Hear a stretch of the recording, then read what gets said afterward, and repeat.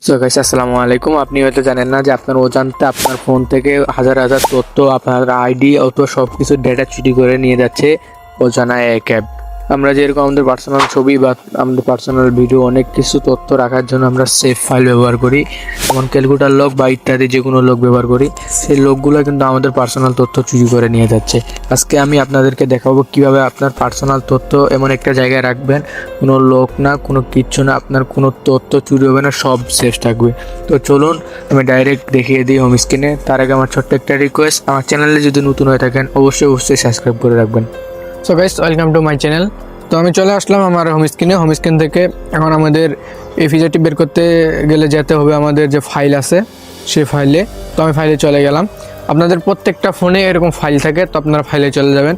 ফাইলে যাওয়ার পর এখানে আছে, এখানে ফাইলের প্রত্যেকটা ফাইলেই এই জিনিসটা থাকবে, সেভ ফাইল। তো এখানে চলে যাবেন। তো সেভ ফাইলে যাওয়ার পর দেখেন এখানে কিন্তু আমার লোক আছে। তো এই লোককে আপনাদের দেখাচ্ছি কিনা জানি না। তো দেখেন এখানে কিন্তু আমার লোক আছে।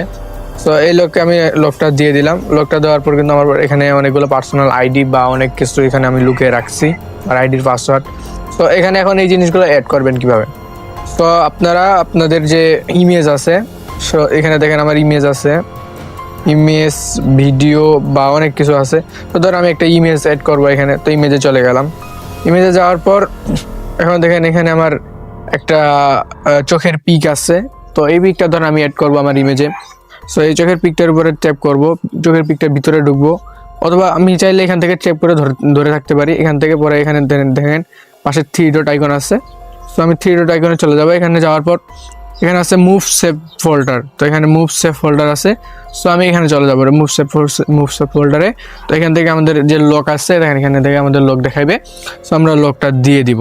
সো লকটা দিয়ে দিলাম। আমার কিন্তু সেটা এখন আমার লক ফোল্ডারে চলে গেছে। কথা হলো যে আমরা লকটা দিব কিভাবে। সো আমি এখান থেকে আবার চলে আসলাম সেভ ফোল্ডারে। আমাদের লক যখন আমরা সেভ ফোল্ডারে কিছু নিতে যাবো তখনই তারা কনফার্ম লক দিয়ে দিবে। সো গাইস, ভিডিওটি কেমন লাগলো অবশ্যই কমেন্টে বলে যাবেন।